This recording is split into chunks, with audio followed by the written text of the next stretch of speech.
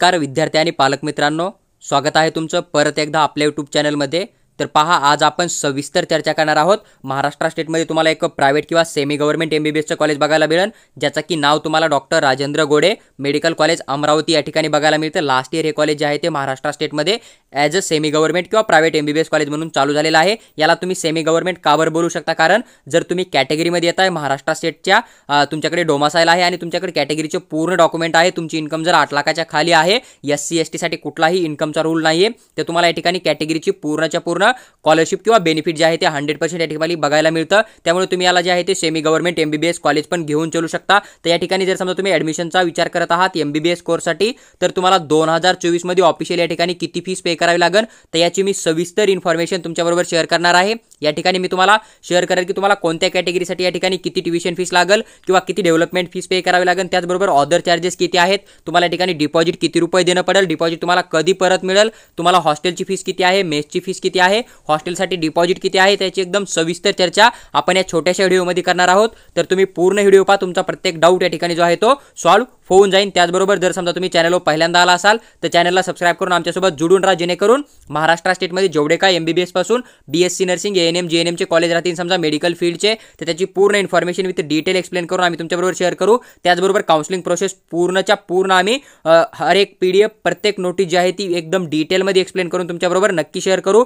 तर पहा, आपण सर्वात अगोदर या ठिकाणी या कॉलेजची जर फीसची चर्चा केली तर तुम्हाला या ठिकाणी सर्वात अगोदर एक ॲडमिशन प्रोसेसिंग फीस द्यावी लागते, जी की लगभग 2000 रुपये राहते। आणि तुम्ही ओपन कॅटेगरीमध्ये येताय किंवा ईडब्ल्यूएस मध्ये येताय किंवा ईबीसी मध्ये येताय किंवा ओबीसी मध्ये येताय किंवा तुम्ही फीजे एनटी एसबीसी मध्ये किंवा एससी एसटी मध्ये येताय, तरी तुम्हाला हे 2000 रुपये जे आहेत त्या ठिकाणी पे करणं कंपल्सरी असतं आणि हे तुम्हाला कॅशमध्ये या ठिकाणी फीस पे करावी लागते। ही गोष्ट तुम्ही लक्षात घेऊ शकता। त्याचबरोबर तुम्हाला ज्या फीसची स्कॉलरशिप दिली जाते ती फीस म्हणजे तुम्हाला या ठिकाणी ट्युशन फीस राहते आणि डेव्हलपमेंट फीस राहते। जर आपण ट्युशन फीसचा विचार केला, तुम्ही ओपन कॅटेगरीमध्ये येताय म्हणजे महाराष्ट्र स्टेटमध्ये तुमच्याकडे डोमासाईल सोडून कोणताच डॉक्युमेंट नाही, तर तुम्ही ओपन कोट्यामधून काउन्सिलिंग करू शकता। त्याचबरोबर जर समजा तुम्ही ओबीसी मध्ये येताय किंवा फीजे मध्ये येताय किंवा एनटीबी मध्ये येताय, एनटीसी मध्ये येताय, एनटीडी मध्ये येताय किंवा एसबीसी कॅटेगरीमध्ये येताय किंवा तुम्ही जर आहे अदर रिझर्व्ह कॅटेगरीमध्ये येताय पण तुमच्याकडे जे आहे ते इन्कम तुमचा 8 लाखापेक्षा जास्त आहे, तर तुम्हाला या ठिकाणी ओपन कॅटेगरीची पूर्ण फीस पे करावी लागते। ही गोष्ट लक्षात घेऊ शकता। आणि एससी एसटी साठी कुठलाही इन्कमचा रूल नाहीये, ही पण गोष्ट तुम्ही लक्षात ठेवा। त्यानंतर जर समजा आपण चर्चा केली या ठिकाणी ट्युशन फीसची, तर तुम्हाला ओपन कॅटेगरीसाठी किंवा मग तुमची इन्कम 8 लाखापेक्षा जास्त असेल आणि तुम्ही रिझर्व्ह कॅटेगरीमध्ये येताय, तर तुम्हाला लगभग ट्युशन फीस 7,72,727 रुपये एवढी पे करावी लागेल। पण तुम्ही जर समजा काउन्सिलिंग ईडब्ल्यूएस किंवा ईबीसी कोट्यामधून करताय, तर तुम्हाला ट्युशन फीस जी आहे ती 50% पे करावी लागते, जी की अमाऊंट तुम्हाला लगभग 3,86,364 एवढी या ठिकाणी पे करावी लागेल 2024-25 साठी। नंतर तुम्ही ओबीसी कॅटेगरीमधून जर काउन्सिलिंग करताय समजा, तर तुम्हाला या ठिकाणी 50% ट्युशन फीस पे करावी लागते, जी की लगभग 3,86,364 एवढं तुम्हाला अमाऊंट बघायला भेटतं। पण तुम्ही जर समजा फीजे कॅटेगरीमध्ये येताय किंवा एनटीबी, एनटीसी, एनटीडी मध्ये येताय किंवा तुम्ही एसबीसी कॅटेगरीमध्ये येताय, तुम्हाला कुठल्याही प्रकारची ट्युशन फीस पे करायची गरज नाही आहे। तुमची 100% ट्युशन फीस जी आहे ती गव्हर्नमेंट या ठिकाणी पे करतं, ही गोष्ट लक्षात घेऊ शकता। त्यानंतर जर समजा तुम्ही एससी एसटी कॅटेगरीचा विचार केला, तर तुम्हाला या ठिकाणी 0 ट्युशन फीस बघायला मिळेल, ती पण तुमची ट्युशन फीस पूर्णच्या पूर्ण गव्हर्नमेंट पे करतं, ही पण गोष्ट लक्षात घेऊ शकता। त्यानंतर जर आपण डेव्हलपमेंट फीसचा विचार केला, तर ओपन कॅटेगरीसाठी जवळपास या ठिकाणी 77,273 एवढी तुम्हाला बघायला भेटते।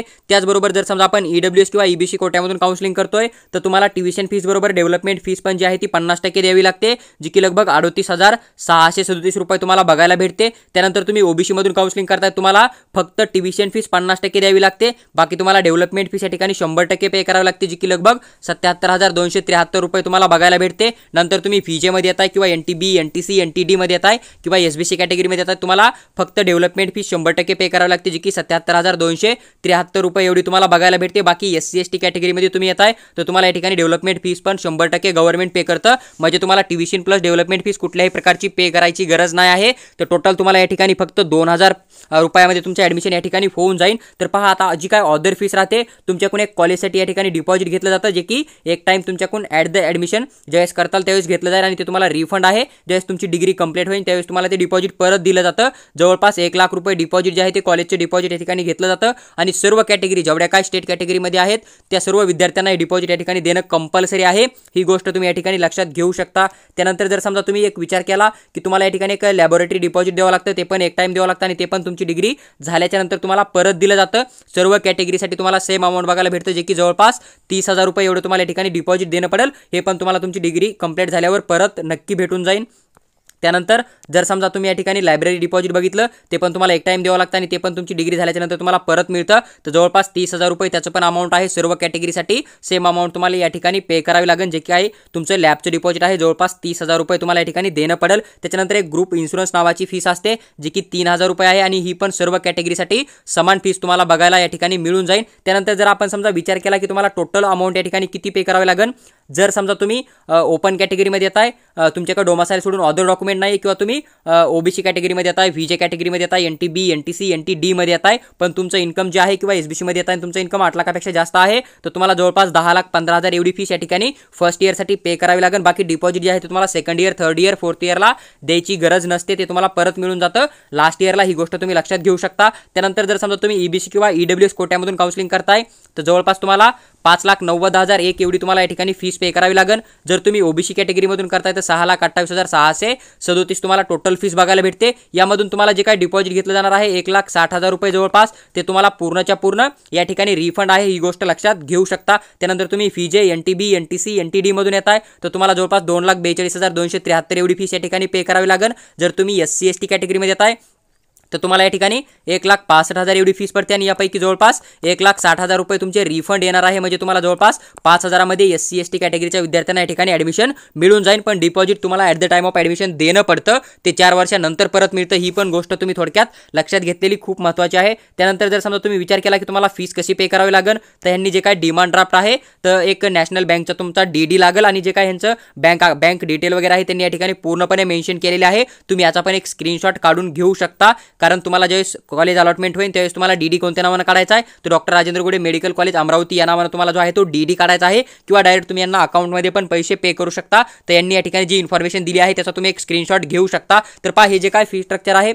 ऑफिशियली यांचा जो ऑफिशियल वेबसाईट आहे ना, तर यांनी यांच्या ऑफिशियल वेबसाईटवर अपलोड केला आहे. तुम्ही तिथून पण डाउनलोड करून परत एकदा चेक करू शकता, किंवा मी तुमच्याबरोबर शेअर केला आहे हे पण मी ऑफिशियल वेबसाईटवरूनच डाउनलोड केलेला आहे. तुम्हाला या ठिकाणी कॉलेजचा सिग्नेचर आणि डीनचा जो साईन वगैरे राहतो ना तो पण पूर्ण या ठिकाणी दिसून येईल. तर पहा, हे जे फी स्ट्रक्चर होतं मी विथ डिटेल एक्सप्लेन करून तुमच्याबरोबर शेअर केला आहे. आता आपण सविस्तर चर्चा करू की या ठिकाणी तुम्ही जर हॉस्टेल जॉईन करताय तुम्हाला एसी साठी किती फीस राहील आणि नॉन एसी साठी किती फीस राहते, किंवा डिपॉझिट किती घेतलं जाईल त्याबद्दल सविस्तर चर्चा करूया. राजेंद्र गोडे मेडिकल कॉलेज अमरावती आहे ना, तर ह्या ठिकाणी जर तुम्ही 2024-25 साठी कॉलेज तुम्हाला अलॉटमेंट होतंय आणि तुम्हाला या ठिकाणी हॉस्टेलची फीस किती द्यावा लागेल, तर पहा ह्यांनी सगळ्यात अगोदर काही कॅपॅसिटी मेन्शन केली आहे. जसं की ह्यांच्यापाशी 2 सीटर म्हणजे एका रूममध्ये 2 विद्यार्थ्यांसाठी पण यांच्यापाशी हॉस्टेल फॅसिलिटीज आहेत आणि 3 जणांमध्ये पण यांच्या ठिकाणी या ठिकाणी हॉस्टेल फॅसिलिटीज आहे. आणि बॉयज आणि गर्ल्स दोघांसाठी पण या ठिकाणी सेम फीस अमाऊंट आहे, किंवा जे काय सीट राहतील ते सेम तुम्हाला या ठिकाणी बघायला भेटतील. हॉस्टेलसाठी समजा जर अगोदर आपण 2 जणांसाठी बघितलं तर तुम्हाला हॉस्टेल चार्जेस या ठिकाणी एसी साठी जर आपण विचार केला तर 1,25,000 बघायला भेटतील. नॉन एसी साठी 95,000 रुपये तुम्हाला या ठिकाणी बघायला भेटतील.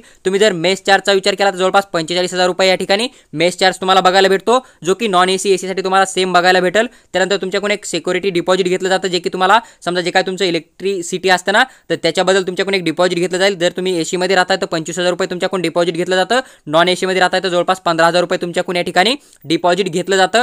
त्यानंतर जर आपण टोटल अमाऊंट बघितलं समजा 2 जणांसाठी तर 1,95,000 रुपये तुम्हाला एसी साठी बघायला भेटतं आणि 1,55,000 तुम्हाला जे आहे ते नॉन एसी साठी बघायला भेटतं. बाकी जे काय तुमचं डिपॉझिट राहील ते तुम्हाला ज्यावेळेस तुम्ही हॉस्टेल सोडणार आहात त्या ठिकाणी तुम्हाला ते रिफंड केलं जातं. जर समजा तुम्ही तिघांसाठी विचार केला आणि तुम्हाला हॉस्टेल चार्जेस बघायचे असतील तर जवळपास 1,05,000 रुपये एसी साठी आहेत आणि नॉन एसी साठी 75,000 रुपये तुम्हाला बघायला भेटतील. मेस चार्जचा जर विचार केला तर 45,000 रुपये तुम्हाला या ठिकाणी बघायला भेटतं, जे की सेम आहे एसी मधल्या विद्यार्थ्यांसाठी आणि नॉन एसी दोघांसाठी पण तुम्हाला या ठिकाणी सेम बघायला भेटतं. त्यानंतर जर समजा तुम्ही डिपॉझिटचा विचार केला तर 25,000 रुपये एसी साठी आहे, नॉन एसी साठी तुम्हाला 15,000 बघायला भेटतं. जर तुम्ही 3 जणांसाठी टोटल जर अमाऊंट बघितलं तर 1,75,000 रुपये तुम्हाला एसी साठी बघायला भेटेल आणि 1,35,000 जे आहे तुम्हाला मेस प्लस हॉस्टेल प्लस त्याचं डिपॉझिट पकडून तुम्हाला बघायला भेटेल. आता हे झालं तुमचं की हॉस्टेल आणि मेसची पर इयर फीस तुम्हाला किती द्यावी लागेल. समजा याच्यानंतर जर आपण चर्चा केली की तुम्हाला हॉस्टेल फीससाठी समजा डिपॉझिट किती ठेवावं लागेल किंवा मग तुम्हाला ॲडमिशन प्रोसेसिंगचे किती चार्ज राहतील, तर तुम्ही हॉस्टेल जॉईन करता तुम्हाला या ठिकाणी ॲडमिशन प्रोसेसिंगचा चार्ज राहील जवळपास 2,000 रुपये. त्यानंतर जर समजा तुम्ही हॉस्टेल डिपॉझिटचा विचार केला तर जे की तुम्हाला परत भेटणार आहे, तुम्हाला एकच टाइम देणार आहे, जवळपास 1,00,000 रुपये तुम्हाला या ठिकाणी डिपॉझिट देणं पडेल, जे की हॉस्टेल तुम्ही जॉईन करता त्यावेळेस तुम्हाला पे करणं पडेल. ज्यावेळेस तुम्ही हॉस्टेल सोडणार आहे त्यावेळेस तुम्हाला ते रिफंड दिलं जाईल. ही गोष्ट गोष्ट लक्षात घ्या, किंवा मग तुम्ही फर्स्ट इयरला डिपॉझिट दिलं म्हणजे तुम्हाला सेकंड इयर थर्ड इयरला द्यायची कुठल्याही प्रकारची गरज नसते, ही पण गोष्ट लक्षात घेऊ शकता. त्यानंतर या ठिकाणी तुम्हाला एक जिमखाना चार्जेस बघायला भेटतील, जवळपास 10,000 रुपये तुम्हाला या ठिकाणी बघायला भेटतील. SAMC चार्जेस आहे जे की 30,000 रुपये तुम्हाला बघायला भेटतील. तो अदर जर फीस बघितली आपण हॉस्टेल आणि मेसची सोडता तर तुम्हाला जवळपास 1,42,000 रुपये तुम्हाला या ठिकाणी फीस पे करणं पडेल. जसं की तुम्ही समजा 3 जणांमध्ये समजा रूम बुक करताय हॉस्टेलची आणि तुम्ही नॉन AC मध्ये जाताय, तुम्हाला 1,35,000 जी आहे ती फीस द्यावीच लागेल. त्याबरोबर तुम्हाला 1,42,000 जे आहे ना तो अदर चार्जेस पण द्यावी लागतील आणि टोटल मिळून जेवढे होईल तेवढे तुम्हाला फर्स्ट इयरमध्ये या ठिकाणी जे आहे ते हॉस्टेल आणि मेसचा अमाऊंट पे करावी लागेल. ही तुम्ही एक गोष्ट लक्षात घेऊ शकता. परत जर आपण या ठिकाणी विचार केला की तुम्हाला फीस अमाऊंट कसं पे करायचं आहे, तर तुम्हाला जो काही DD काढायचा आहे in favour of doctor Rajendra Gode medical college boys and girls hostel, या नावानं तुम्ही जर बॉईज असाल तर बॉईज हॉस्टेल मेन्शन कराल, गर्ल्स असाल तर गर्ल्स हॉस्टेल मेन्शन करताल, तर तुम्हाला या नावाने जो आहे तो DD काढून या ठिकाणी फीस अमाऊंट पे करणं पडेल, किंवा तुम्ही ऑफिशियली यांच्या अकाउंटमध्ये पण मनी ट्रान्सफर करू शकता. हे पण फी स्ट्रक्चर जे आहे ते मी ऑफिशियल वेबसाईटवरून, कॉलेजचा जो ऑफिशियल वेबसाईट आहे ना तिथून घेऊन इन्फॉर्मेशन तुमच्याबरोबर शेअर करत आहे. जर समजा तुमचा रिगार्डिंग कोणता डाऊट असेल आणि तुम्हाला वैयक्तिक कॉलवर आमच्यासोबत चर्चा करून तुमचा प्रत्येक डाऊट सॉल्व्ह करायचा असेल 2024ची ॲडमिशन प्रोसेस क्लोज होईपर्यंत, तर आमचा एक पर्सनल गाईड कोर्स आहे ज्याचा की 500 रुपीज तुम्हाला चार्ज बघायला भेटतो. जर तुम्ही पेमेंट करून व्हॉट्सअपला स्क्रीनशॉट टाकला तर आम्ही आमचा पर्सनल नंबर शेअर करू आणि MBBS पासून BSc नर्सिंग ANM GNM पर्यंत जेवढे काही कोर्स आहे महाराष्ट्र स्टेटमध्ये, तर त्या पूर्ण कोर्सबद्दल 2024ची ॲडमिशन प्रोसेस कंप्लीट होईपर्यंत आम्ही तुम्हाला 100% पर्सनल गाईड करू. त्याचबरोबर येणारी प्रत्येक अपडेट जी आहे ते आम्ही तुम्हाला पर्सनली शेअर करू. त्यासोबत जर समजा पूर्ण काउन्सिलिंग प्रोसेसच तुम्हाला आमच्याकडून करून घ्यायची असेल तर आमचा एक पेड काउन्सिलिंग पण कोर्स आहे समजा, त्यामध्ये पण तुम्ही जॉईन होऊ शकता. 2,500 रुपये त्याची फीस तुम्हाला बघायला भेटते. यामध्ये तुमची पूर्ण जी काय ऑनलाईन प्रोसेस राहते ती 100% आम्हीच कंप्लीट करतो. समजा तुम्हाला जर याच्याबद्दल इन्फॉर्मेशन हवी असेल तर तुम्ही व्हॉट्सअपवर मेसेज करा, आम्ही तुम्हाला तिथं पेड काउन्सिलिंग बद्दल पूर्ण इन्फॉर्मेशन नक्की शेअर करू.